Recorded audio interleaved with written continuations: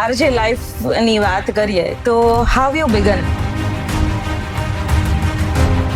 Radio પર મહાભારત ને રામાયણ એવું બધું આવતું અને ત્યારે હું સાંભળતો. એટલે ત્યારે હું મારા નાનાને કહેતો કે હું એક દિવસ રેડિયોમાં બોલીશ. તમે જ્યારે આવું પ્રેન્ક કરતા હોય તો શરૂઆતમાં એવો ડર હતો કે પ્રેન્ક કરો છો એ બધા પુરુષો જોડે જ કેમ કરો છો? કારણ કે અત્યારે આપણે ત્યાં હજી એટલે તમે અઘરો ખતરનાક સવાલ પૂછી લીધો છે. હવે આરજેપી પોલિટિક્સમાં આવે છે, તમારો વિચાર છે કે એ બધા છે ને, પણ આ વાત એટલા માટે શેર કરું છું કે તમારું કન્ટેન્ટ છે ને એ લોકોના ચહેરા ઉપર કેટલી સ્માઇલ, કેટલી ખુશી લાવતું હોય છે. દીકરાના પપ્પા અમને મળ્યા, એના દીકરા પાસે લઈ ગયા. એ દીકરો અમને જોઈને એટલો ખુશ થયો.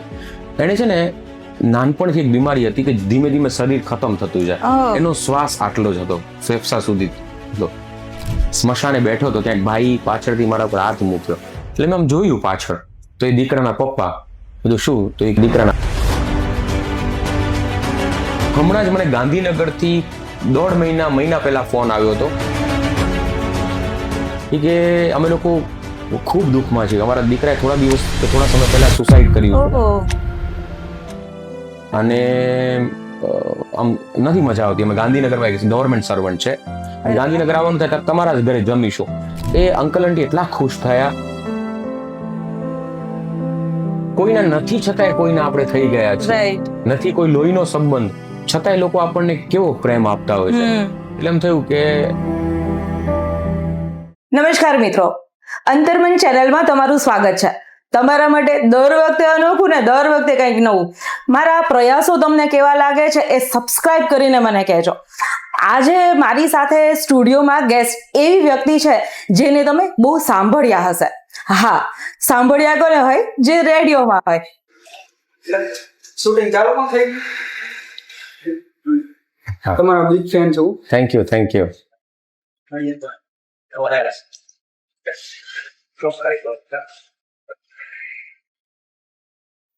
રાજી થઈ ગયા, ખ્યાલ નહીં આવે ને.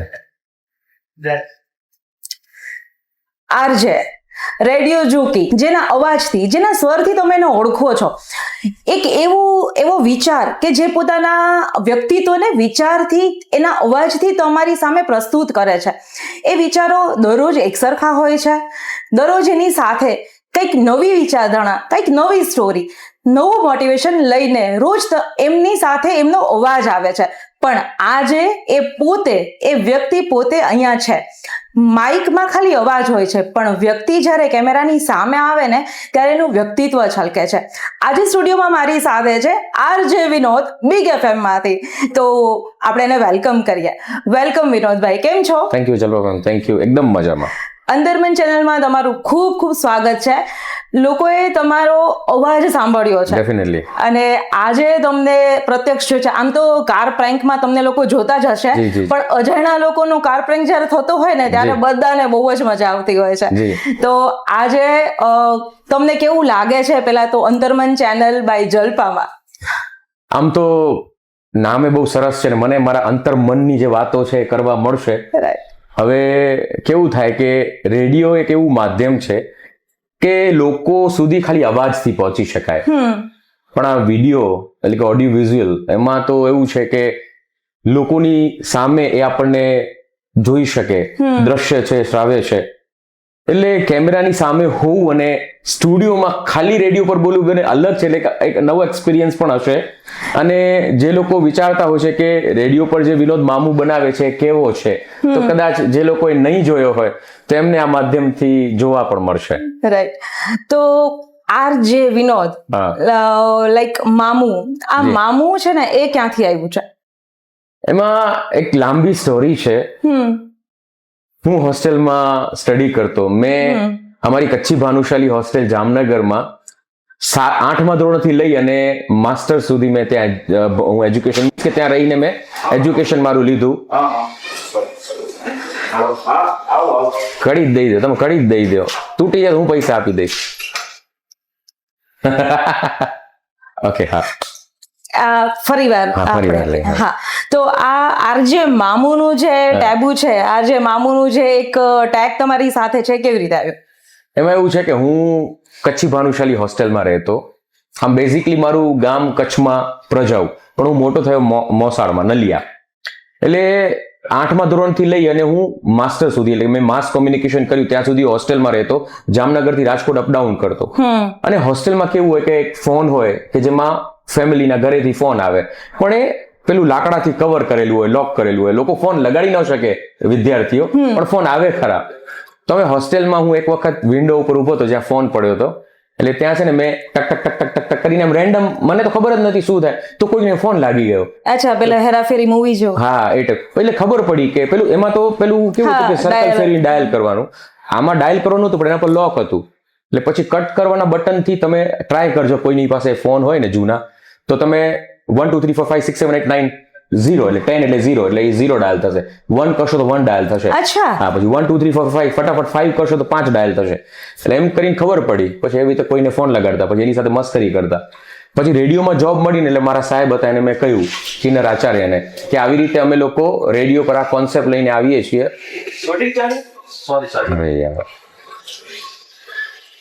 બાર કહી દો ને, તમે કોઈને કહી દો કે શૂટિંગ ચાલે, કોઈ આવતા જ નહીં. મને વાંધો, તમે ગાંડા થઈ જાઓ એડિટિંગ કરી કરીને, જોઈ તો ગમે એમ આવી જાય બધા. વિનોદભાઈ, આઈ પ્રેન્ક્ડ યુ. આ પ્રેન્ક હતો તમારી સાથે. એવું છે? આવી જાય તો ફટાને. મામુ બનાવ્યો ને મામુ બનાવ્યો. હાય. હજી એક બાકી હતા. એવું છે? વાવ, સુપર.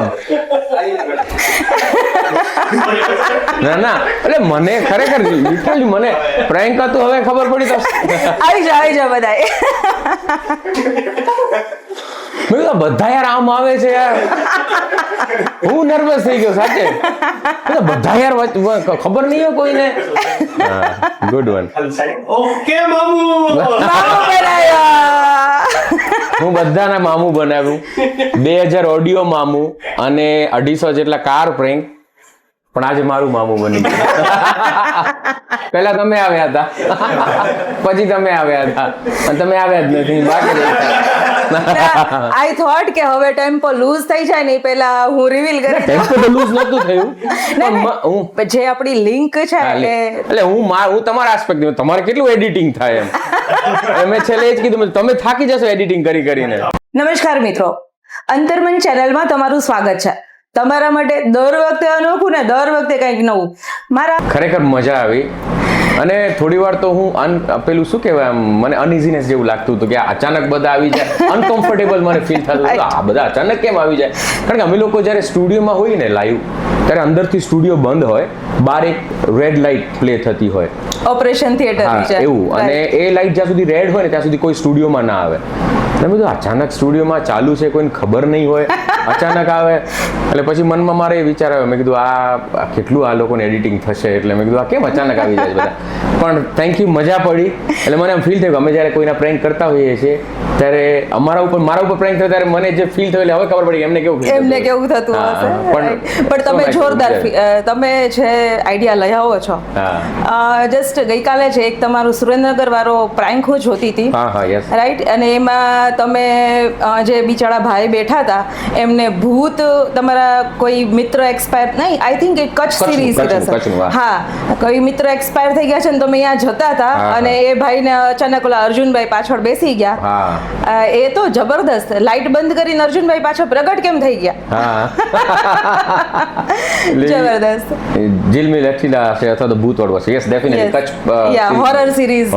હા, કચ્છની સિરીઝ હતી. હા, યસ. એ પછી પેલું ઓલું નાળિયેર ને એવું બધું લઈને ચોકડીએ મૂકો. એકચ્યુઅલી છે ને ક્યાંક અમે લોકો પ્રેન્કમાં છેલ્લે એક મેસેજ હોય, સોશિયલ મેસેજ, અને બીજું કે લોકો જે ગેરમાન્યતાઓ છે, અંધશ્રદ્ધાઓ છે ને, એને આ કોન્સેપ્ટથી ક્યાંક દૂર કરવાની અમે, અને અમારો એક એક આઈડિયોલોજી એના ઉપર એવી છે કે લોકો આનંદમાં રહે, ટેન્શન સ્ટ્રેસ બધાના લાઈફમાં છે, એટલે એ લોકોને મોજ આવે, આનંદમાં રહે. ફીલ થયું છે, લોકોના ઘણા બધાના મેસેજ આવે જ છે કે અમને આ કન્ટેન્ટ જોઈને મજા પડે છે. અને અમે લોકો ટ્રાય એવી કરીએ છીએ કે ઝીરો વલ્ગારિટી. યસ.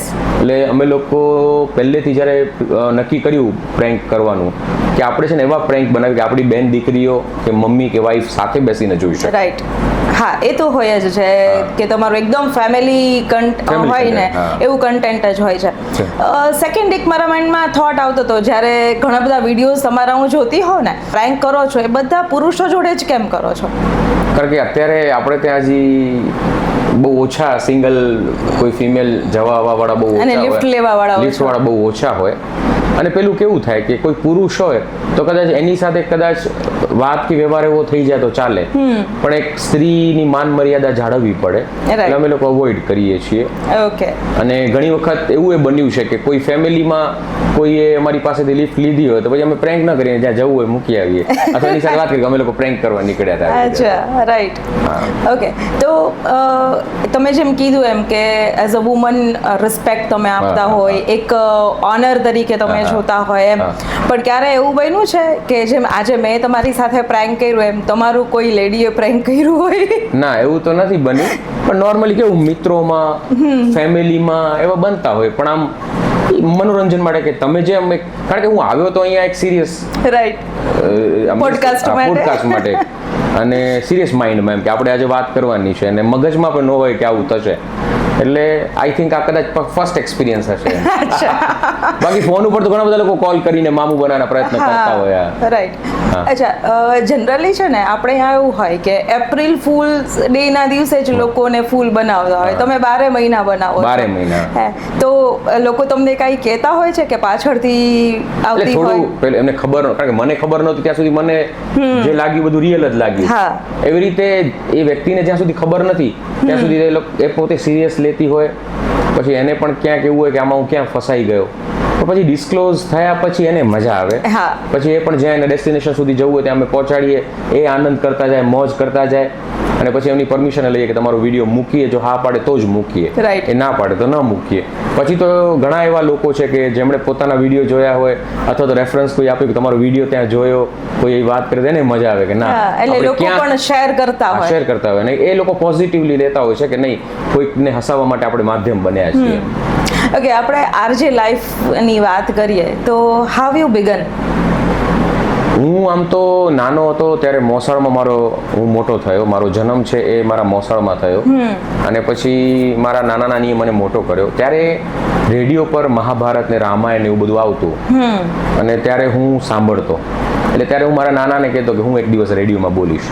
એટલે નાનપણનું એક આ પેલું મેનિફેસ્ટેશન. હા, કે આપણે રેડિયો અથવા તો રેડિયો માધ્યમમાં નોકરી કરવી છે, રેડિયો પર બોલવું છે, અને ગોડ ગ્રેસ કે એ કઈ રીતે ત્યાં રેડિયોમાં નોકરી કરાય એ બધું ગાઈડન્સ મળતું ગયું, એનું એજ્યુકેશન લીધું, માસ કોમ્યુનિકેશન કર્યું, અને 2007માં મને કેમ્પસ ઇન્ટરવ્યુમાં રિલાયન્સ બ્રોડકાસ્ટ નેટવર્ક લિમિટેડના બિગ એફએમમાં નોકરી મળી, અને જર્ની કન્ટિન્યુ, અને પહેલી જ કોર્પોરેટ જોબ, અને અત્યાર સુધી હું એમાં જ છું, એટલે લગભગ 19-20 વર્ષ જેવો સમય થયો, અને એક જ ઇન્સ્ટિટ્યૂટ સાથે જોડાયેલા છે, એક જ ફર્મ કંપની સાથે જોડાયેલા છે, અને એક એનો આનંદ છે, અને જે સપનું હતું એ પૂરું થયું, અને મારો અવાજ ઘણા બધા લોકો સુધી પહોંચ્યો, અને એક રેડિયોના કારણે એક ફેમ મળ્યું, લોકોનો પ્રેમ મળ્યો.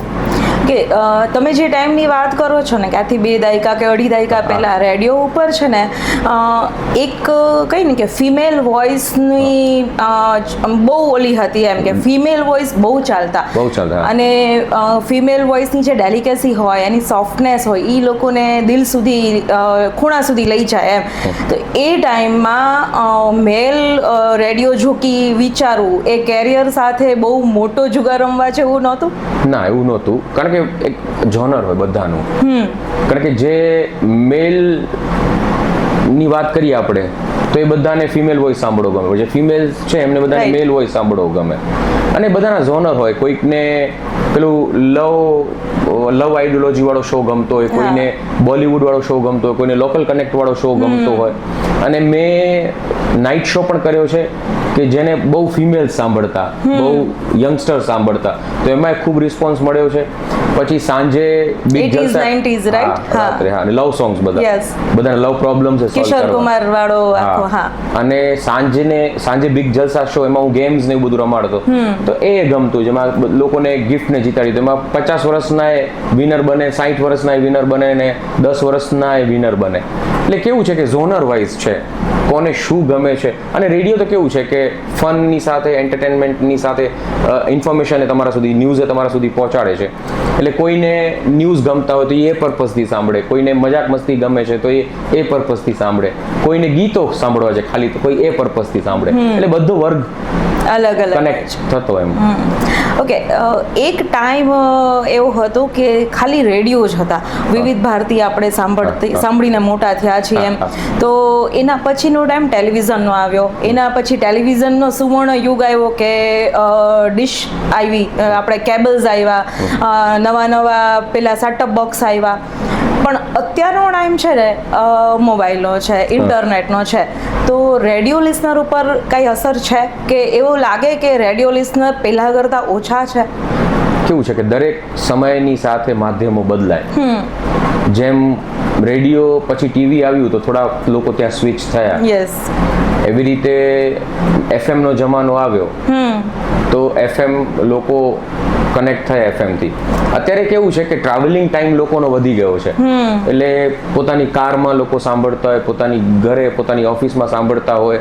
પણ કેવું થાય, અપ્સ એન્ડ ડાઉન્સ થોડાક આવતા હોય કે નવું માધ્યમ આવે એટલે લોકો એનાથી અટ્રેક્ટ થાય. એટલે અત્યારે સોશિયલ મીડિયાનો જમાનો છે તો લોકો એનાથી અટ્રેક્ટ થાય છે. રેડિયો પહેલા હતો, વચ્ચે કદાચ થોડો ડાઉન થયો છે, વળી પાછો રેડિયો અપ થયો હતો, એટલે અપ્સ એન્ડ ડાઉન્સ તો રહેતા જ હોય. પણ અમે જ્યારે માર્કેટમાં જઈએ, કોઈની સાથે વાત કરીએ, ત્યારે પહેલા જેટલા રિવ્યુ મળતા એટલા જ રિવ્યુ અત્યારે મળે છે. એવું નથી કે અત્યારે કોઈ વાત જ ન કરે રેડિયોની, એવું નથી. એટલે છે રેડિયો અને લોકોને સાંભળવો ગમે છે.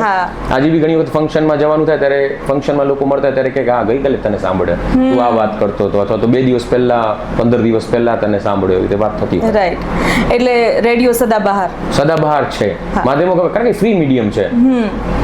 અચ્છા, જ્યારે તમે માઇક ઉપર હો ને ત્યારે એક કે ને લેગેસી ક્રિએટ કરવાની હોય કે લાઈક તમારો જે વિચાર છે એને તમે સ્વર આપો છો, રાઈટ? એ સ્વર સાથે લોકોને કનેક્ટ કરવાને કે જ્યારે તમારો ફેસ નથી દેખાતો, તમારી પર્સનાલિટી સામે નથી આવતી, ખાલી અવાજથી એકબીજાની હારે કનેક્ટ થવું એ થોડું અઘરું ખરું?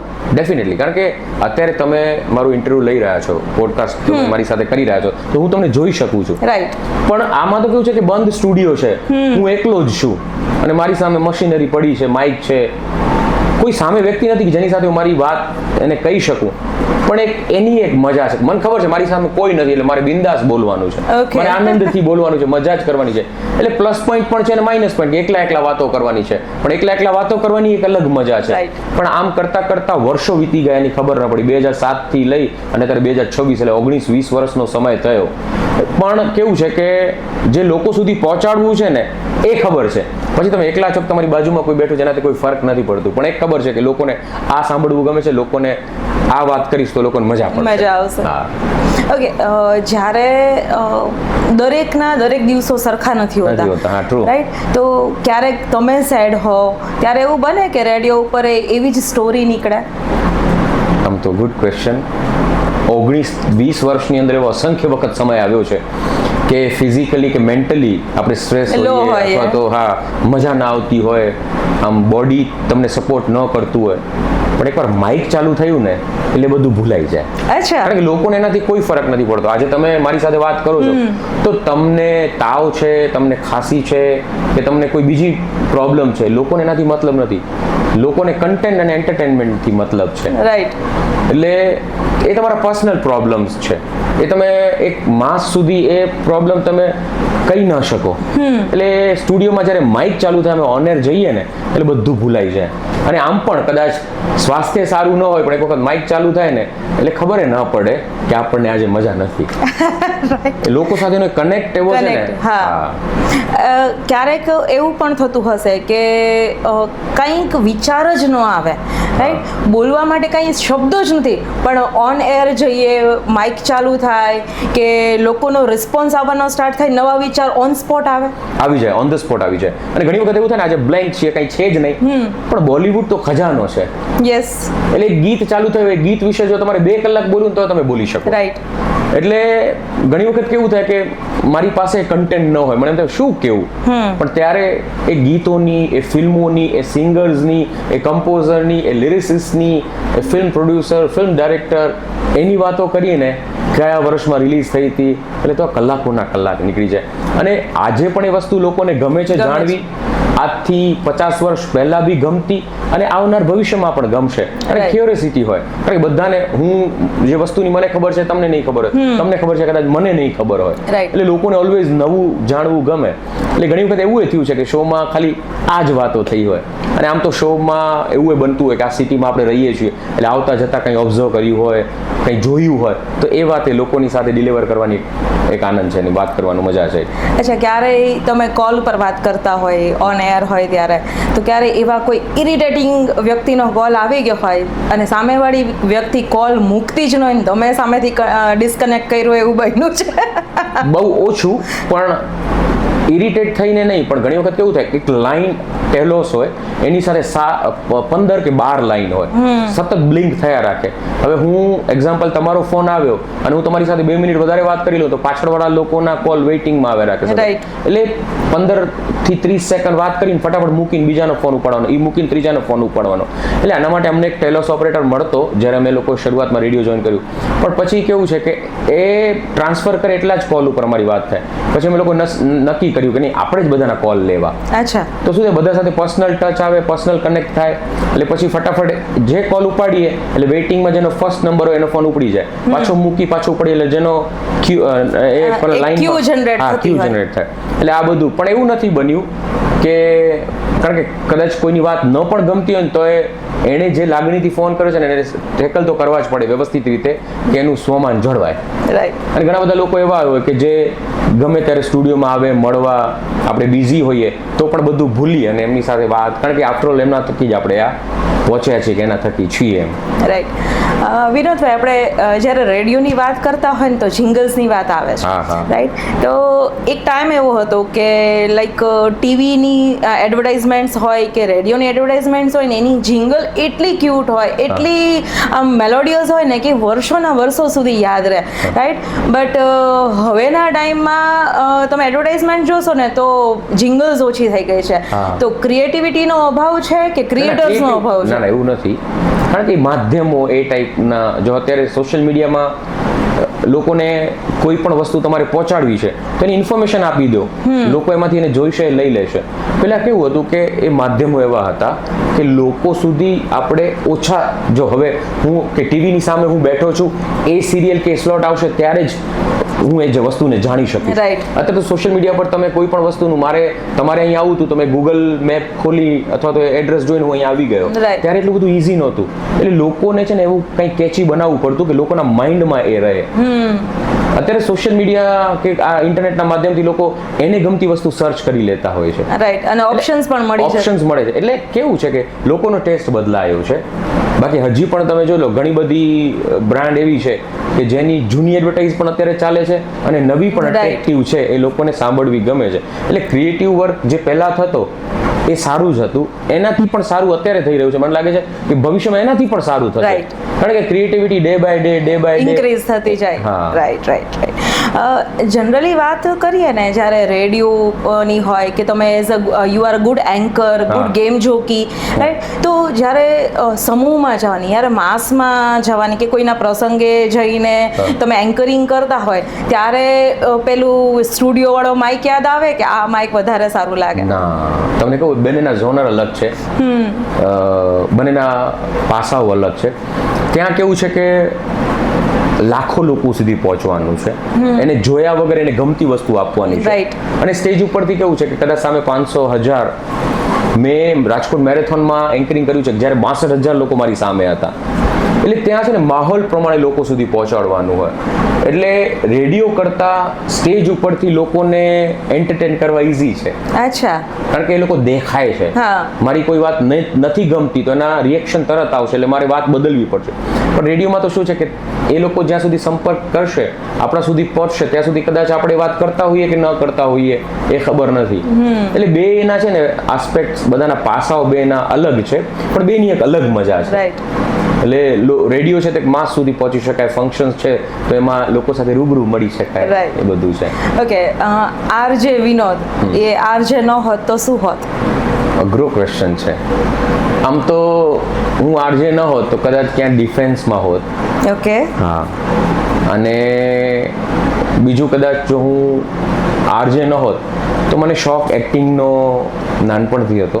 હાલમાં જ 2 પિક્ચર કરી લીધી, અચ્છા. અને બંને પિક્ચરો એડિટિંગમાં છે, એટલે થોડા સમયની અંદર આવી જશે. એક પિક્ચર કરી સિદ્ધાર્થ રાંદેરિયા સરની સાથે, નાનો રોલ છે પણ મજા આવશે. અને એક ફિલ્મ અમે કરી કરણ જોશી સાથે, લાલો પિક્ચરમાં જે લાલો બન્યા હા હા હા. એ બોમ્બે ટોકીઝની આઈ થિંક ફિલ્મ છે. ચેતન ધનાણીનું નામ સાંભળ્યું હશે તમે, Right. રેવક ફિલ્મ જેમણે બનાવી, હા, એમણે અમને ચાન્સ આપ્યો છે, મને ને અર્જુનને. એટલે હવે એટલે કદાચ હું એક્ટર હોત, કદાચ હું સાયન્ટિસ્ટ, મેં નાનો હતો ને ત્યારે ઘણા બધા રમતમાં ઘણા બધા એક્સપેરિમેન્ટ કર્યા, Right. એટલે એ લાઈનમાં પણ કેવું છે કે પરિસ્થિતિ એવી ન હોવાના કારણે સાયન્સને બધું ન લઈ શકાયું. પણ પેલું કે ને ડેસ્ટિની જે જીવનમાં લખાયું છે ત્યાં Yes. તમે પહોંચવાના. એટલે પત્રકારે મને બનવું ગમતું હતું, એટલે જર્નલિઝમ કર્યું અને મને આ રેડિયોમાં નોકરી મળી. ભણતા મેં 5 વર્ષ પત્રકારત્વ કર્યું.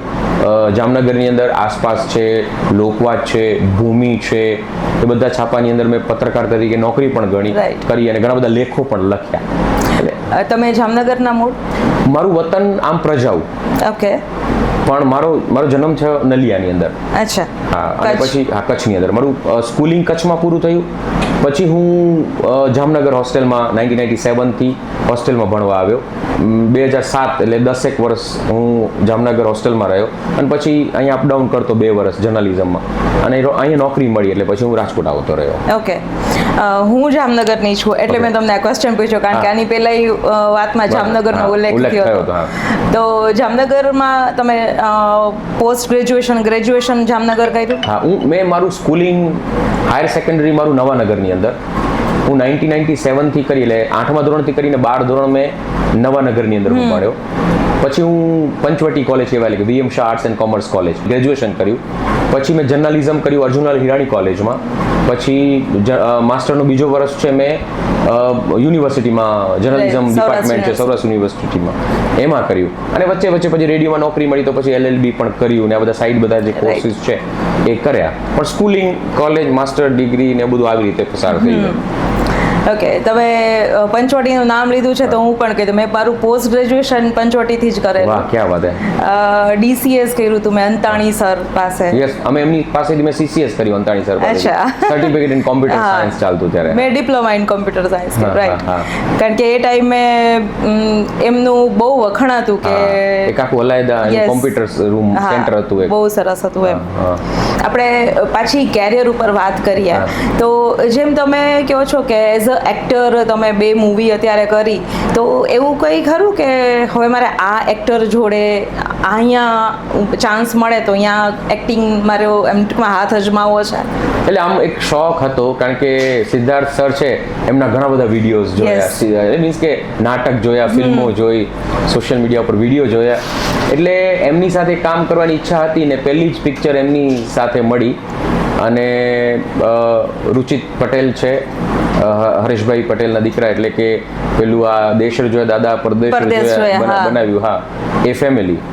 એટલે એમને સામેથી સંપર્ક કર્યો અને એ અમારા કન્ટેન્ટ જોતા, અમારા વિડીયો જોતા, પછી એમણે ચાન્સ આપ્યો અને એ એક્સપિરિયન્સ ખરેખર ખૂબ જ સારો રહ્યો અને મજા પડી. 2-2.5 મિનિટનો રોલ છે, મજા પડી એ ફિલ્મ. ઓકે. એટલે 2-2.5 મિનિટના રોલમાં તમે તમારી પૂરી એટલે 100% આપીને એક છાપ છોડી દીધી છે. હા, એટલે ટ્રાય કરી છે, પણ બીજી જે પિક્ચર છે એમાં સારો રોલ છે, એમાં સ્ક્રીન ટાઈમ વધારે મળ્યો છે. ઓકે. તમે જેમ વાત કરી ને કે તમારા પાર્ટનર, કે દરેકને એક પાર્ટનર હોય, ક્રાઇમ ઇન પાર્ટનર આપણે કહીએ ને, તો અર્જુનભાઈ, હા. તો તમારા બેમાંથી પ્રેન્ક વિચારે છે કોણ? એટલે કારણ કે એમાં દર એવું વખતે નવો ટોપિક વિચારવો ને એ બહુ મોટી વાત છે. આમાં કેવું છે, નક્કી ન હોય, ક્યારેક હું વિચારું, ક્યારેક એનો આઈડિયા, ક્યારેક મારા વાઈફનો આઈડિયા હોય. અચ્છા. હા, ક્યારેક ક્યાંક ગ્રુપમાંથી કોઈક આઈડિયો મળ્યો હોય. એટલે આઈડિયાઝ કેવું છે, તો ઓબ્ઝર્વેશનમાંથી મળતા હોય. ક્યારેક બેઠા હોઈએ તો એમને આઈડિયા મળી જાય, ક્યારેક કોઈ આઈડિયા ન હોય ને એમને નીકળી પડ્યા હોઈએ અને કોઈ વ્યક્તિ બેસે એની વાત ઉપરથી આઈડિયો મળી જાય, એવું છે. એટલે આમાં કોઈ ફિક્સ નથી હોતું, બધા પોતપોતાની રીતે વિચારે, બધા પોતપોતાની રીતે આઈડિયા આપે અને આગળ વધતા જઈએ. મેં તમારા એક વિડીયોમાં જોયું હતું કે જે આગળ બેઠા હોય એ ભાઈ કૂદીને પાછળ વયા ગયા હોય ને અર્જુનભાઈને ઢીબી નાખ્યા હોય એમ, તો ત્યારે ખરેખર શું કરો છો? ત્યારે છે ને, આમ તો કેવું છે કે એ લોકોને એવું ગમે છે. તમે જો કપિલ શર્માનો શો જોતા હો ને, તો ક્યારેક પેલા શું છે, ફાઇટિંગ કરતા અંદરો અંદર, ભાગાદોડી કરતા, એ મજા આવે લોકોને. તો આવું ફિલ્મોની અંદર પણ આપણને મજા આવે, ભાગમ ભાગમાં કે બધા ભાગતા ભાગતા. તો આવું જ્યારે થાય ત્યારે લોકોને બહુ મજા આવતી હોય. પણ એમ થાય હવે પરિસ્થિતિ વિકટ થઈ રહી છે, કાબુમાં નથી, ત્યારે હું પછી ડિસ્ક્લોઝ કરી દઉં, ભાઈ તમારું પ્રેન્ક કરતા હતા, અહીંયા કેમેરો છે, આવી રીતે છે, મસ્તી કરતા હતા, પછી પૂરું કરવું પડે. અને તમારી કેમેરા બતાવવાની સ્ટાઇલ એ બહુ છે, આમ માણસને નીચે બેસાડી દો કે હવે જો તું, કારણ કે એમાં કેમેરો મૂકેલો જ્યાં છે એટલે એમને એમ બતાવી ગોત્યા રાખે, એટલે છે ને આમ પાછળ આમ ગળું પકડીને આમ ડિરેક્શન લઈ જવું પડે એમ કે અહીંયા છે. હું ભણતી ને ત્યારે મારા એક સર હતા, એ અહીંયા આમ કે ને તારી બોચી પકડી લો, એટલે મને દર વખતે તમારો એ સીન જોઈ ને એટલે મને સાહેબ યાદ આવે કે આ બોચી પકડીને રાખી દો. હા, સાચી વાત છે, અમારી સાથે થયું છે, ઘણી વખત ન ભણતા હોય તો પાછળથી આમ પકડી લે છે. ઓકે, અર્જુનભાઈ એઝ અ રેડિયોમાં તમારી સાથે છે કે? ના, એ છે ને એકચ્યુઅલી આમ બાયકાસ સુથાર છે, એટલે એ પોતાના કારખાનામાં કામ કરતા કરતા રેડિયો સાંભળતો અર્જુન, અને એને ઈચ્છા હતી કે હું વિનોદને મળું, એટલે એકાદ વખત અમારી મુલાકાત થઈ, પછી એકમાંથી બે, બેમાંથી ચાર, એવી રીતે મુલાકાતો થતી ગઈ, પછી આમ દોસ્તી અમારી થઈ. પછી હું રેડિયો પર જ્યારે પ્રેન્ક કરું ને ત્યારે ઘણી વખત મને વાત કરતો હોય, મને કે વિનોદભાઈ તમે, લોકો તમને ઓળખે છે પણ આપણે કેવું પડે કે હું વિનોદ પેલા પ્રેન્ક કરું છું એ, પણ હવે કંઈ એવું ડિઝાઇન કરો ને કે જેના કારણે લોકો તમારો ફેસ જોઈને ઓળખી જાય, આ તો વિનોદભાઈ છે. એટલે પછી મેં આ ડિઝાઇન કર્યું, આ પ્રેન્ક વાળો કોન્સેપ્ટ, અને પછી અર્જુનને મેં કીધું તારે આવું છે મારી સાથે, અને કીધું ટ્રાય કરીએ, અને પહેલો જ પ્રેન્ક અમે લોકો સાથે કર્યું ને હિટ ગયો. પછી કન્ટિન્યુ બનતા ગયા 250 એપિસોડ ક્યારે બની ગયા અમને ખબર નથી. એટલે એવરી વેનસડે તમે લોકોને પ્રેન્ક માટે? એવું નથી, અમે લોકો ગમે ત્યારે ટાઈમ મળે એટલે નીકળી જઈએ, કોઈ ફિક્સ ડે નથી, કારણ કે ફિક્સ ડે માં નીકળી ન શકે, નહીં તો લોકો રાહ જોતા હમણાં આવશે આપણે પ્રેન્ક કરી નાખીએ. એટલે અમને ટાઈમ મળે રેન્ડમ અમે નીકળી જતા હોઈએ, પણ સેટરડે ફિક્સ છે 8:30 વાગે દર શનિવારે. મને તાવ આવતો હોય, શરદી થઈ હોય કે બીજું કંઈ હોય, મારું એપેન્ડિક્સનું ઓપરેશન થયું ને, હું હોસ્પિટલમાં તો પ્રેન્ક અમારો ચડી જ ગયો હતો. અચ્છા, હા, એવરી સેટરડે 8:30 વાગે. ક્યારેક એવું મિસ થયું હોય કે જ્યારે ટેકનિકલ કોઈ પ્રોબ્લેમ આવ્યો હોય તો, બાકી તો 8:30 વાગે તો વિડીયો આવી જ ગયો હોય. અને સોશિયલ મીડિયા ઉપર કન્સિસ્ટન્સી છે જે તમને સક્સેસ આપી શકે છે. એટલે કદાચ અમારા કન્ટેન્ટના કારણે અમે સફળ થયા હોઈએ અલગ વસ્તુ છે, પણ આ કન્સિસ્ટન્સી અમને વધારે સક્સેસ અપાવ્યું છે. એટલે આમ કે ને કે એમ કહેવાય કે સક્સેસ માટે ટેલેન્ટની જેટલી જરૂર છે ને એટલી જ ડિસિપ્લિન અને કન્સિસ્ટન્સીની જરૂર છે. તમે જ્યારે આવું પ્રેન્ક કરતા હોય તો શરૂઆતમાં એવો ડર હતો કે ટૂંકમાં રાજકોટ એટલું બધું મોટું સિટી નથી એમ, અને ઘણાની યારે તમારી જેમ વાત થઈ હોય ને તો લોકો એવું કહેતા હોય કે રાજકોટ એટલે મોટું ગામડું એમ, તો ક્યારે કોઈ એવું કીધું કે ભાઈ આવું કાંઈ હોય નહીં, તમે આવું કરીને અમને હેરાન કરો છો, એવું ક્યારે થયો છે, એવું બનાવ બન્યો છે? રેડિયો પર પ્રેન્ક કરતો એટલે મને એક તો આઈડિયા હતો, પેલું કેવું હતું કે એમાં એક ડિસ્ટન્સ હતો કે ટેલિફોનિક હતું, એટલે કદાચ કોઈનો પ્રેન્ક થયો હોય અને કોઈ રેફરન્સ આપ્યો એટલે કદાચ ત્યાં પરિસ્થિતિ વિકટ બની હોય તો થાળે પડી જાય. અને આમાં એક પ્લસ પોઈન્ટ એ હતો કે જે વ્યક્તિ છે એ કારમાં જ છે, એટલે બીજા કોઈ તો ક્રાઉડ આવવાના નથી, એને જ સમજાવવાનો છે. અને પ્રેન્ક પતી ગયા પછી અમે સમજાવ્યું ભાઈ પ્રેન્ક હતો, તમે હા પાડો તો મૂકીએ, ના પાડો તો ન મૂકીએ, પછી એક ગિફ્ટ દઈએ એટલે રાજી થાય, અને એની રજામંદી હોય, પરવાનગી હોય તો જ મૂકીએ. હવે ના પાડીને ગયા એટલે પછી ન મૂકીએ, પછી એને કોઈ પ્રોબ્લેમ છે નહીં. અને એને સમજાવીએ કે જો આ મનોરંજન હતું, અમારા કારણે કોઈના ચહેરા ઉપર હાસ્ય આવશે, સ્માઇલ આવશે, તો એની હા હોય પછી મૂકીએ. એટલે આમ વધારે કોઈ એવો પ્રોબ્લેમ છે, પણ શરૂઆત જ્યારે કરી ત્યારે તો ડર હતો કે કદાચ કોઈ મારી નાખશે, ઢીબી નાખશે તો કોઈ, એટલે થોડા 5-6 પ્રેન્ક તો ડરમાં જ બનાવ્યા હતા. પણ હવે તો ખબર પડી ગઈ કે સારું કામ કરો છો તો વાંધો નથી આવતો. અને બહુ કોઈ એવી વ્યક્તિ આવે જે માનવા તૈયાર ન હોય તો એકાદ બે વિડીયો બતાવી દઈએ, એના ચહેરા ઉપર સ્માઇલ આવે પછી કે જો તમને મજા આવી ને, હવે આ જ મજા બીજા લોકો સુધી પહોંચાડવાની છે. એટલે વાંધો નથી, હવે ભગવાનની મહેરબાની, તમારી જેમ કોઈ માથાભારે મળ્યા નથી. Okay, thank you. હવે મારો એક ક્વેશ્ચન એવો છે કે કદાચ તમને એવો ચાન્સ મળે કે પાછળ ભૂતકાળમાં જવા મળે અને એક વસ્તુ ચેન્જ કરવાની હોય તો તમે શું કરો? આમ તો લાઈફમાં ઘણી બધી એવી વસ્તુ ચેન્જ કરવા જેવી છે, બટ આપણે એક જ ચાન્સ છે. એ જ કહું છું. એટલે તમે અઘરો ખતરનાક સવાલ પૂછી લીધો છે. એના માટે તો મને લાગે છે કે બહુ વિચારવું પડે, પણ છતાંય એક જો ચાન્સ એવો મળે ને તો મારા નાના નાની જેમણે મને મોટો કર્યો, સારા સંસ્કાર આપ્યા, હું પાછો એને એકવાર મળવા માંગુ. વાહ. હા, કારણ કે મારા મમ્મી પપ્પા કરતાં પણ વધારે એમણે મને પ્રેમ કર્યો. હું હોસ્ટેલમાં રહેતો એટલે મારી બધી જ જરૂરિયાત મારા નાના પૂરી કરે. મને હોસ્ટેલમાં ક્યારે વેકેશન પડવાનું છે ને તો એની ખબર હોય એને. મારું ટિકિટ ભાડું પણ મોકલાવી દે, હું કેવી રીતે હોસ્ટેલમાંથી જઈશ, હું હોસ્ટેલમાં ગયો તો મારો ખર્ચો કેવી રીતે, બધી એ ચિંતા કરી. એટલે મારા માટે કમ્પ્લીટ લાયબિલિટીઝ નાના નાની પૂરી કરી. નાના નાની. અને મારા લગભગ સમજી લો ને 10-12 વર્ષે તો મેં મારા મમ્મી પપ્પાને જોયા હતા મેં. અચ્છા. હા, એટલે એ હું કદાચ, એટલે જે નાનપણનું અટેચમેન્ટ હોય એ નાના નાની સાથે જોડાય. મારા માટે મારા મમ્મી પપ્પા એ જ હતા અને હજી છે એમ. હા, એટલે એ સમય મારા માટે. અને પ્લસ લાઈફમાં ઘણા બધા લોકો આવ્યા કે જેમ મારા મમ્મીએ અમને મોટા કર્યા. મમ્મી મારા બીડી બનાવતા. અચ્છા. પીવાની બીડી આવે ને એ બનાવે, એમાંથી 15 રૂપિયા મળે, એમાંથી 2 રૂપિયાનો લોટ લઈ આવે, 2 રૂપિયાનું શાક લઈ આવે, થોડું ઘણું અમારા માટે ફ્રૂટ લઈ આવે. એના પોતાના પગમાં ચપ્પલમાં સેફટી પિન ભરાવેલી હોય, તૂટેલી ચપ્પલ હોય, એવી રીતે અમને ભણાવ્યા. પછી હું 10-12 વર્ષ પછી મમ્મી પપ્પા પાસે ગયો ત્યારે, અને એ સમયમાંથી અમે અહીંયા પસાર થયા છીએ. મારી બહેને મારા માટે ખૂબ મહેનત કરી. એ સમય એવો હતો કે જ્યારે હું સિંગલ હતો. લગ્ન પછી મારા વાઈફે મને, હું અત્યારે વિનોદ અહીંયા જે તમે સાફ સુથરો વિનોદ જે જોવો છો કે જેની ભાષા પ્રોપર, તો એમાં મારી વાઈફનો ફૂલ મીન્સ કે 100% સપોર્ટ અને સાથ છે. એટલે કહી શકાય કે જીવનની અંદર મમ્મી, નાના નાની, પપ્પા, પછી મારી સિસ્ટર, આ બધાનો અને ઘણા બધા મિત્રો. હું હોસ્ટેલમાં હતો ત્યારે મારી પાસે, કારણ કે આર્થિક રીતે પહેલાં મારા દાદા હતા ત્યારે બિઝનેસ હતો, દાદા ઓફ થયા પછી બિઝનેસ ચોપટ થઈ ગયો, એટલે ખૂબ ખરાબ પરિસ્થિતિ. હોસ્ટેલમાં મારે ભણવા જવું પડ્યું, thanks to Kutchi Bhanushali hostel કે જેમણે મારો બધો જ ખર્ચો ઉપાડ્યો. પછી મારા મિત્રો એવા હતા હોસ્ટેલમાં કે એને ખબર હતી કે આને આગળ જવાની ધગસ છે, એટલે મારા મહેશ કરીને એક મારો મિત્ર હતો, એ પોતાની ફીસ, ટ્યુશનની ફીસમાંથી મારી ફીસ ભરી નાખતો. હા, અને હું છાપામાં હતો ત્યારે લેખ લખતો તો મારા લેખ હું એને વંચાવતો, પછી જ છાપામાં છપાય. એટલે આવા બધા મિત્રો, ફેમિલી મેમ્બર્સ ગણ્યા ગાંઠ્યા, એમના કારણે અહીંયા પહોંચી શકાયું છે. અને ભૂતકાળમાં આ બધો જ હું યાદ કરું, તમે ભલે એક જ ચાન્સ આપ્યું મને કે આ ચેન્જ, પણ આ બધાને હું રિવીલ કરું છું તો એમ થાય છે ઘણું બધું બદલી શકાય એવું હતું, પણ જે થયું ને એ સારા માટે જ થયું છે. રાઈટ. હજી એક ક્વેશ્ચન, અત્યારે કહીએ ને કે ઇલેક્શન નજીક જ છે અને હવે આરજેપી આમાં પોલિટિક્સમાં આવે છે, તમારો વિચાર છે? અઘરો સવાલ છે, કારણ કે એવું કોઈ દિવસ વિચાર્યું જ નથી.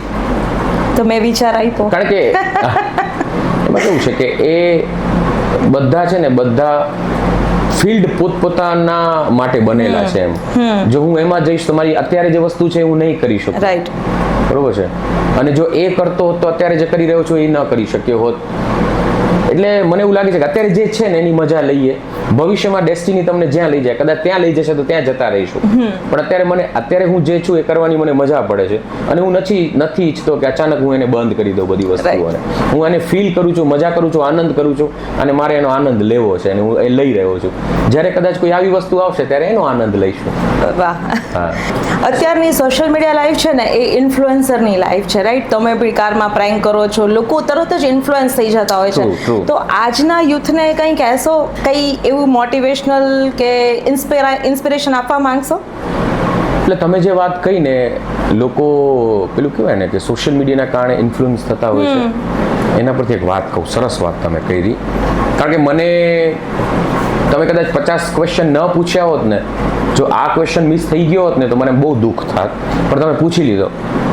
હું અને અર્જુન અમે લોકો પ્રેન્ક કરીને હજી આવ્યા હતા, સાથે બેઠા હતા, અમને ફોન આવ્યો કે અનનોન નંબર પર, તમે ક્યાં છો? મેં કીધું અમે લોકો અહીંયા બેઠા છીએ. મને કે તમે જીનેસિસ હોસ્પિટલ આવશો? મેં કીધું આવીએ. પછી અમે ત્યાં ગયા, એ ભાઈ અમને મળ્યા, એ પોતાના દીકરા પાસે અમને લઈ ગયા, આઈસીયુમાં હતો, અને કદાચ સોરી હું આ વાત જાહેર માધ્યમમાં શેર કરું છું, પણ આ વાત એટલા માટે શેર કરું છું કે તમારું કન્ટેન્ટ છે ને એ લોકોના ચહેરા ઉપર કેટલી સ્માઇલ, કેટલી ખુશી લાવતું હોય છે. દીકરાના પપ્પા અમને મળ્યા, એના દીકરા પાસે લઈ ગયા, એ દીકરો અમને જોઈને એટલો ખુશ થયો. એણે છે ને નાનપણથી એક બીમારી હતી કે ધીમે ધીમે શરીર ખતમ થતું જાય, એનો શ્વાસ આટલો જ હતો, ફેફસા સુધી હતો. ત્યાં ડૉક્ટર પ્રતાપ સર છે, બીજા 2-3 ડૉક્ટર છે મારા મિત્રો. એટલે દીકરાને મળ્યા, એના પપ્પાએ કીધું કે ખૂબ તમારા વિડીયો જોશે, અને અમને જોઈને ખૂબ ખુશ થયો. આમ ફીલ થતું હતું કે એને મજા આવે છે. પછી ત્યાંથી અમે નીકળ્યા, ડૉક્ટરને મળ્યા. ડૉક્ટરે કીધું કે બહુ ક્રિટિકલ સિચ્યુએશન છે, ક્યારે શું થઈ જાય અમને ખબર નથી. ભગવાને પ્રાર્થના કરીને અમે ત્યાંથી નીકળ્યા કે આ બરોબર થઈ જાય, પણ ખબર હતી કે આ જે વસ્તુ છે ને એમાં રિઝલ્ટ નેગેટિવ જ આવવાનું છે. થોડા દિવસ પછી અમારી બાજુમાં એક દાદા ગુજરી ગયા. હું સ્મશાન યાત્રામાં ગયો હતો, સ્મશાને બેઠો હતો, ત્યાં એક ભાઈ પાછળથી મારા પર હાથ મૂક્યો. એટલે મેં આમ જોયું પાછળ, તો એ દીકરાના પપ્પા. બધું શું? તો એ કે દીકરાના અસ્થિ લેવા માટે આવ્યો છે. એટલે થોડા દિવસ પછી દીકરાની ડેથ થઈ ગઈ. એટલે જે એના પપ્પાની આંખોમાં છે ને હું ફીલ કરી રહ્યો હતો કે એના કયા બાપને એ જોવું ગમે કે એની હયાતી હોય ને એના બાળકો જતા રહે. સૌથી મોટો ભાર કે બાપના ખભે દીકરાની નનામી એમ કહે ને. એટલે ત્યારે એમ થયું કે કાંઈ નહીં, તો કોઈકના ચહેરા ઉપર તો આપણે ખુશી લાવી શકીએ, દુઃખમાં સહભાગી. ત્યારથી એમ થયું કે ના, લોકો ગમે, કોઈને ગમે ન ગમે કંઈ વાંધો નહીં કન્ટેન્ટ, પણ કદાચ 100માંથી 5 લોકોને આપણું કન્ટેન્ટ ગમતું હશે ને તો એના સુધી તો ખુશી જાય છે. અમે લોકો નક્કી કર્યું કે આપણે બનાવતા રહેવું છે જ્યાં સુધી લોકોને ગમે ત્યાં સુધી. અને અત્યારે પ્રેન્ક અપલોડ કર્યા પછી મારા વોટ્સએપ ઉપર, કારણ કે એમાં મારા નંબરે નાખી દીધેલા છે, પર્સનલ નંબર નહીં પણ એક એવા નંબર નાખેલા છે કે જે લોકો મારી સાથે કનેક્ટ થઈ શકે, અને મારી પાસે 24 કલાક નંબર હોય. એ નંબર ઉપર ફોન આવ્યો એટલે સમજી લેવાનું સોશિયલ મીડિયામાંથી કોઈકનો ફોન આવ્યો, એની સાથે વાત કરવાની, એની સાથે મજા. હમણાં જ મને ગાંધીનગરથી 1.5 મહિના પહેલા ફોન આવ્યો હતો. એક કાકાએ મારી સાથે વાત કરી, મારું પ્રેન્ક કરવાની ટ્રાય કરી. મેં કીધું મને ખબર છે તમે મારો પ્રેન્ક કરો છો, એ કે હું મસ્તી કરતો હતો તમારી, પણ એ કે તમારી સાથે વર્ષોથી, એટલે મીન્સ કે અમે લોકો 3-4 વર્ષથી ચાલુ કર્યું પ્રેન્ક, ઈચ્છા હતી તમારી સાથે વાત કરવાની. એ કે અમે લોકો ખૂબ દુઃખમાં છીએ, અમારા દીકરાએ થોડા સમય પહેલા સુસાઇડ કર્યું છે, અને આમ નથી મજા આવતી. અમે ગાંધીનગરમાં એક ગવર્મેન્ટ સર્વન્ટ છે, કે અમને ગમતું જ નથી. મેં કીધું હું તમારો દીકરો છું, ગમે ત્યારે તમે ફોન કરજો. પછી એમણે કીધું અમે ગાંધીનગર, મેં તો તમારું એડ્રેસ આપો, હું તમારા ઘરે જમવા આવીશ. ગાંધીનગર આવવાનું થાય ત્યારે તમારા જ ઘરે જમીશું.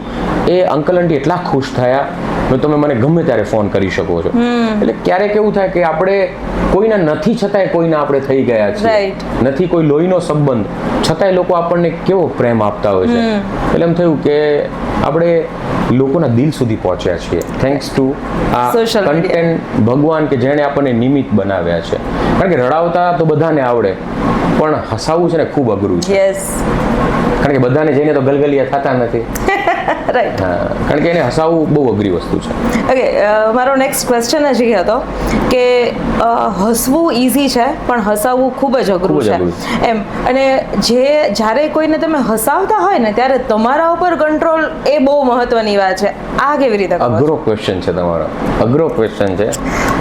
એટલે અહીંયા રાજકોટમાં ડૉક્ટર ગિરીશ પટેલ છે, મારા બહુ સારા મિત્ર. એ મારા પ્રેન્ક જોવે, હું એમને મોકલું, અને એમની પ્રેક્ટિસમાંથી ફ્રી થાય ને રાત્રે 10-11 વાગે પ્રેન્ક જોઈને મને મેસેજ કરે. એટલે સાહેબે જોઈ લીધું, આમ ખબર પડે ને મજા આવે. એક દિવસ છે ને આમ થોડા દિવસથી મને મજા નહોતી આવતી, આમ અનકમ્ફર્ટેબલ ફીલ થાય. ક્યારેક બીપી બતાવવા ડૉક્ટરને જઈએ તો ડૉક્ટર કે તમારું બીપી હાઈ આવે છે. એટલે હું સાહેબ પાસે ગયો, સાહેબ આવું થાય છે. એટલે પહેલાં તો મારી બાજુમાં મને બેસીને સાંભળે સાહેબ. પછી મને કે વિનોદ તું આખા ગામને હસાવે છે, તને શેનું તું સ્ટ્રેસ લે? મને કે તને કોઈ જ પ્રોબ્લેમ નથી, કોઈ એન્ઝાઇટી એવી આવે છે કે જે તને તારું બીપી બૂસ્ટ કરે છે. એવું કર, તને ટાઈમ મળે ને ત્યારે આંટો મારવા નીકળી જવાનું, ખોટી કોઈ વસ્તુ નહીં વિચારવાની. મને કે હું ગોળી લખી આપું છું, પણ આ ગોળીના કારણે ઊંઘ આવશે, પણ હું એવું ઈચ્છું છું કે તું આમાંથી એક પણ ગોળી ન ખા અને તું તારી જાતને હીલ કર.